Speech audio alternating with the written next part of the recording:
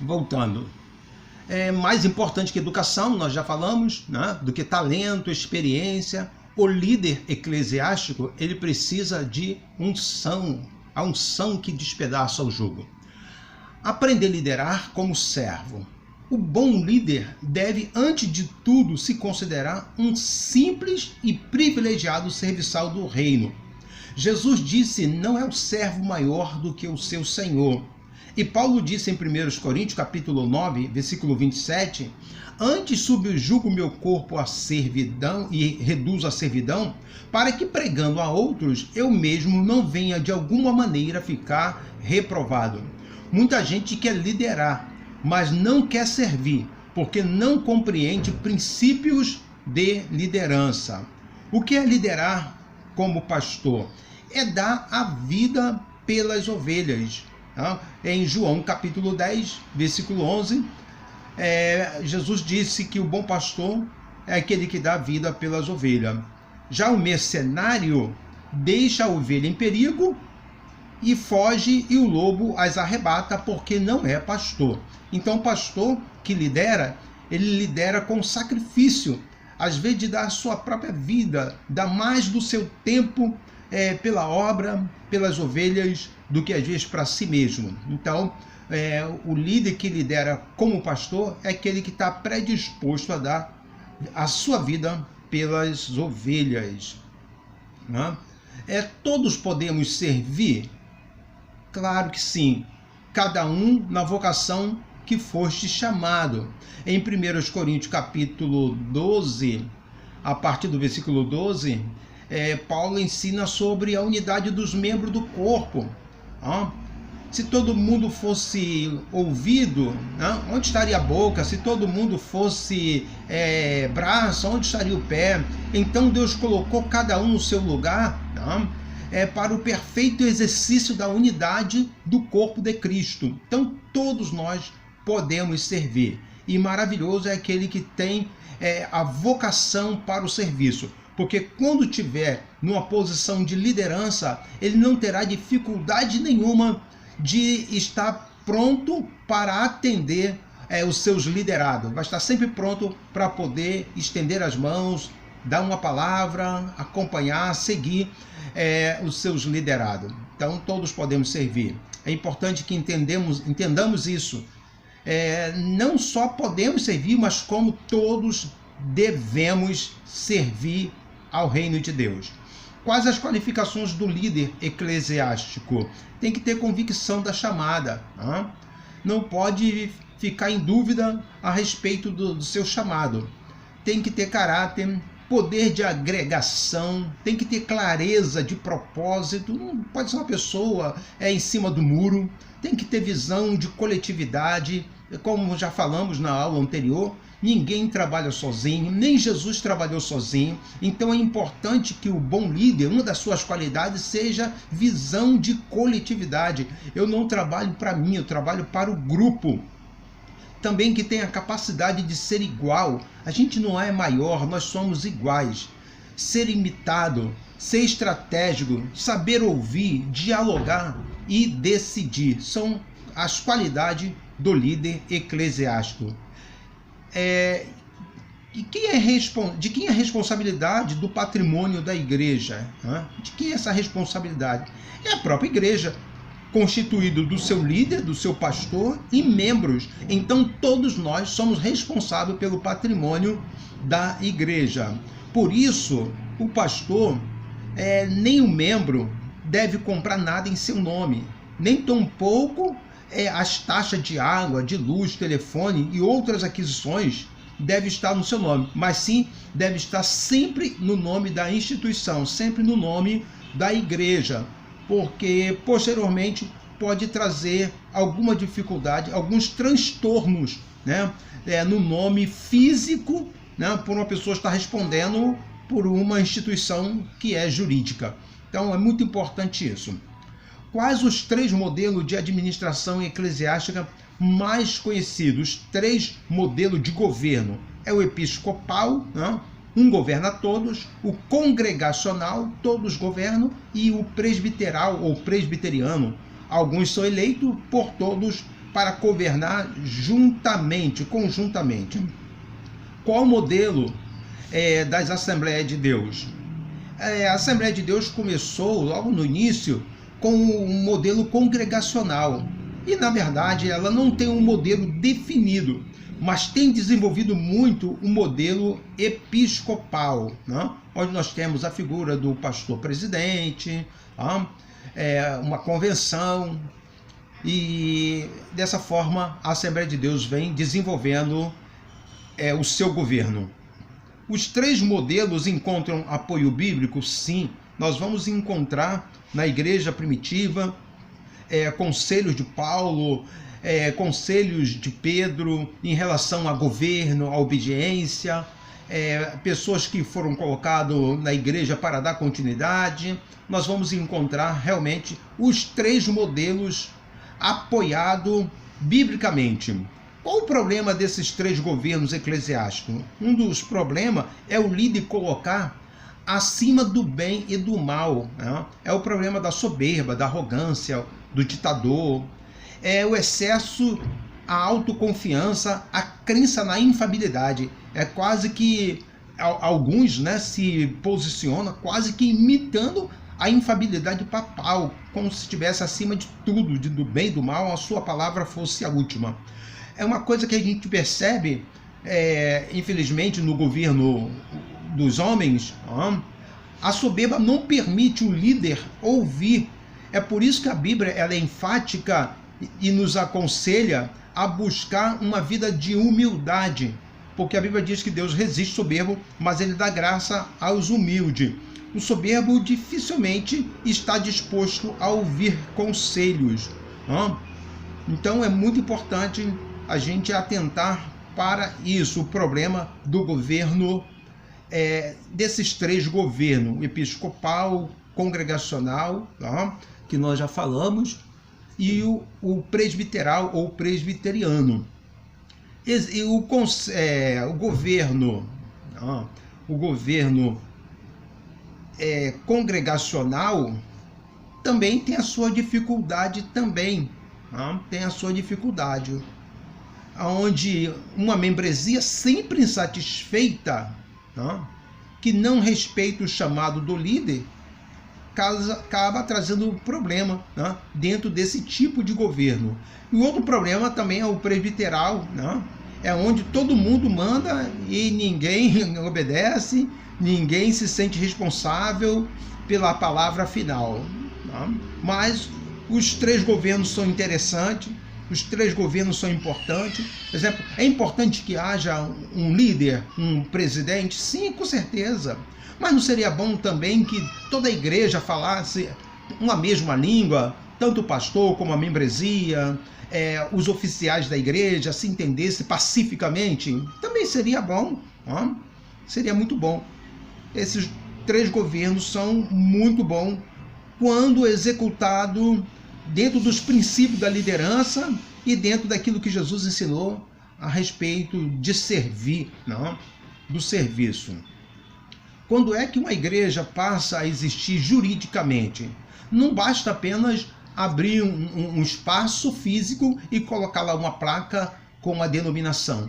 Não, a igreja ela só passa a existir diante do Estado, diante do governo, a partir do registro em cartório da ata constitutiva, conforme previsto no artigo 45 do Código Civil. A partir desse momento, a igreja passa a ter personalidade jurídica.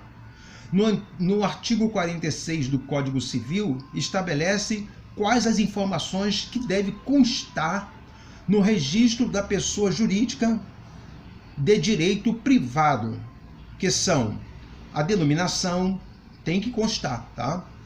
Tem que constar isso no registro da pessoa jurídica, a denominação, os fins, a sede, se é provisória, o tempo de duração, o fundo social, o nome dos fundadores e dos diretores, o modo por que se administra, judicial, extrajudicial, se o ato constitutivo é reformado no tocante à administração, se os membros respondem subsidiariamente pelas obrigações sociais. As condições de extinção da pessoa jurídica deve conter o visto também de advogado. Segundo o atual Código Civil, as igrejas passaram de sociedade religiosa para o quê? Passaram de sociedade para organização religiosa. O que deve ser apresentado no cartório juntamente com o estatuto? A ata da criação da igreja. Até onde vai o direito da igreja? Até onde vai o direito da igreja? Muito bem. Enquanto o Brasil era colônia de Portugal, a liberdade religiosa no Brasil era muito rígida e limitada em relação às outras religiões, exceto o catolicismo, que na época, Brasil colônia, era a religião oficial do Império. Mas em 15 de novembro de 1889, ficou estabelecido a liberdade religiosa, quando houve separação do Estado da Igreja. A Constituição de 1891 consolidou o Brasil em Estado laico. Significa que o Brasil não tem uma religião oficial. Os brasileiros, cidadãos brasileiros, têm liberdade religiosa, cada um de expressar a sua fé, a sua religião. Mas a partir de 89, como nós falamos, a coisa ainda não foi tão benéfica, melhorou, mas nem tanto para a igreja cristã, para os cristãos de outras denominações, porque a igreja católica impunha sobre as demais igrejas, demais denominações, um peso de cobrança, de imposição, de restrição.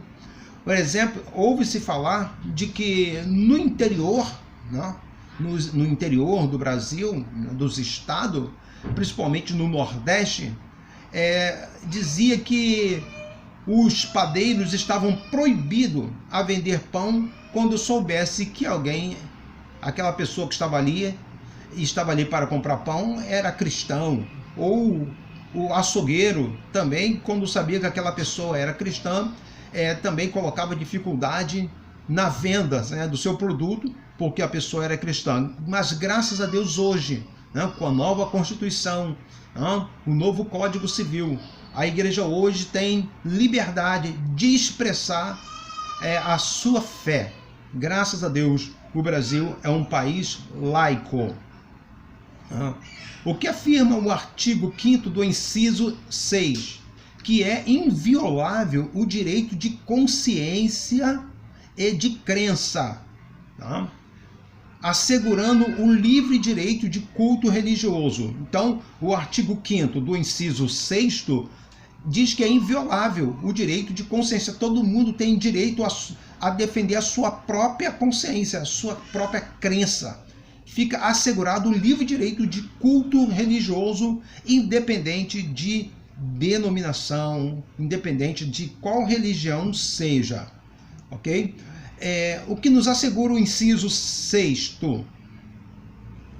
A prestação de assistência religiosa, a prestação de assistência religiosa em entidade civil e militar, hospitais, presídio, rádio, televisão. Estamos assegurados para prestação de assistência religiosa nesses lugares. No inciso 16º, todos podem reunir-se pacificamente, sem armas, em local aberto ao público, independente de autorização. Nós não precisamos de uma autorização de autoridade nenhuma para nos reunirmos publicamente, onde não haja nenhuma pessoa, nenhum componente, nenhum membro daquela instituição armado. Então nós temos esse direito assegurado pela Constituição, pelo novo Código Civil, que está inserido no inciso 16. O cuidado que o cristão deve ter, já que nos é assegurado isso, qual o cuidado que nós temos que ter? Não ultrapassar o limite da crença, não entrar em discurso racista, que incite o ódio, falar que a marca, por exemplo, falar que a marca de Deus em Caim era a cor negra de sua pele. Não podemos chegar a esse extremo, tá? De levar para o público temas teológicos que é discutido dentro de uma sala de aula, de um seminário, para uma praça pública, aonde devemos simplesmente levar as boas novas de salvação, pregar o amor e não pregar o ódio. Uma religião que prega o ódio, ela está vazia dos seus princípios de ligar o homem com Deus. O que nos assegura o inciso 16, ainda o inciso 16, nos assegura plena liberdade de associação para fins lícitos, exceto de caráter paramilitar. Tá? Em áreas predominantemente residencial, o que deve ser observado para não prejudicar o direito de culto é o horário de funcionamento e os níveis de decibéis, os níveis de som. Devemos ter todo o cuidado também com isso, ok? Alguém pode dizer assim, mas o pecador, eles fazem baile a noite toda, com um som altíssimo.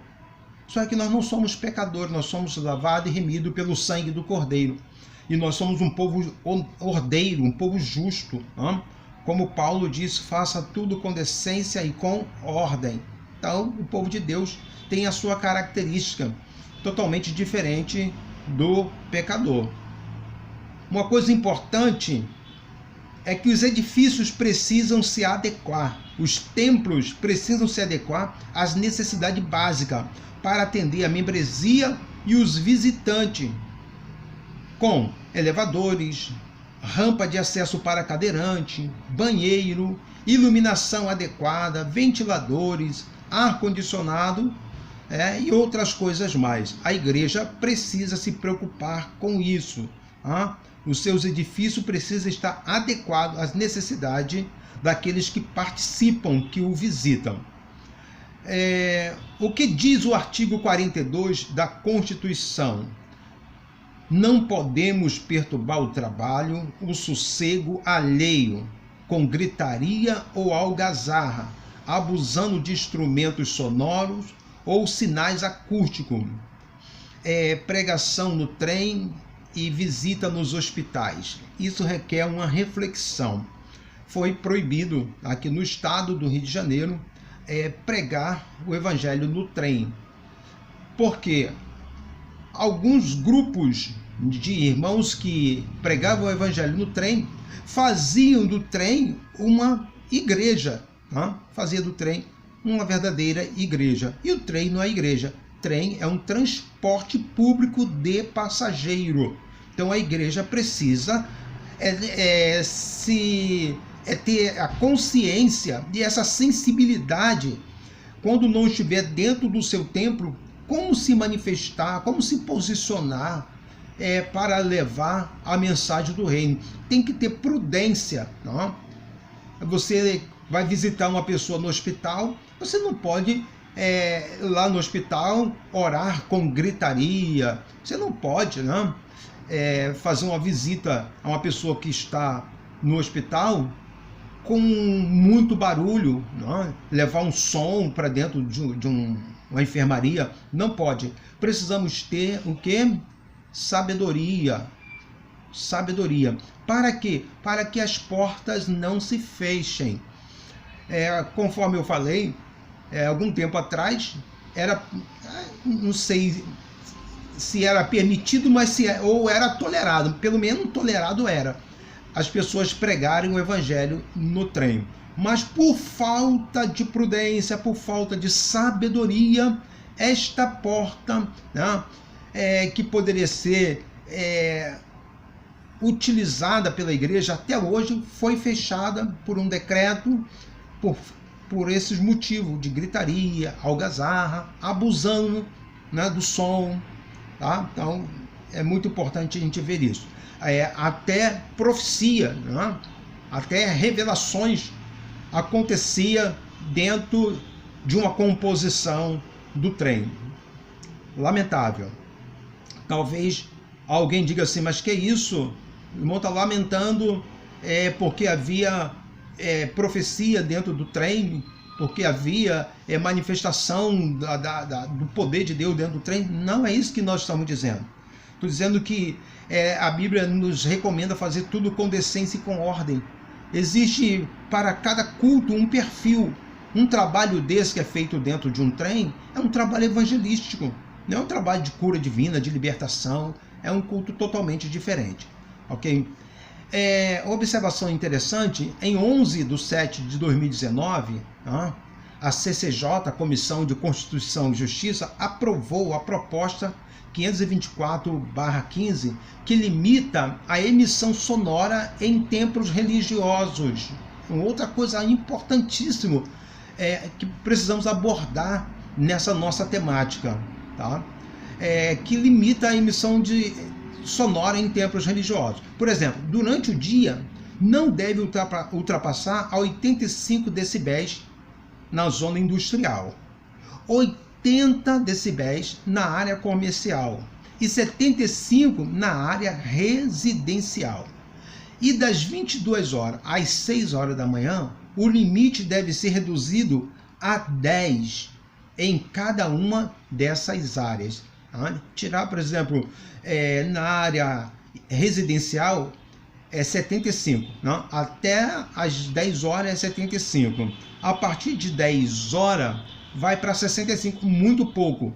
Não? Ainda é muito barulho para uma área residencial. A igreja precisa ter bom senso, respeitar o direito do próximo, evitando assim desgaste com os vizinhos. Não? As paredes precisam ser acústicas, não? Uma vez que tenhamos dificuldade com o vizinho, precisamos investir, não? Na adequação dessa igreja para que ela tenha o seu som suprimido dentro da igreja ali. Não? Então é muito importante isso, ter esse cuidado.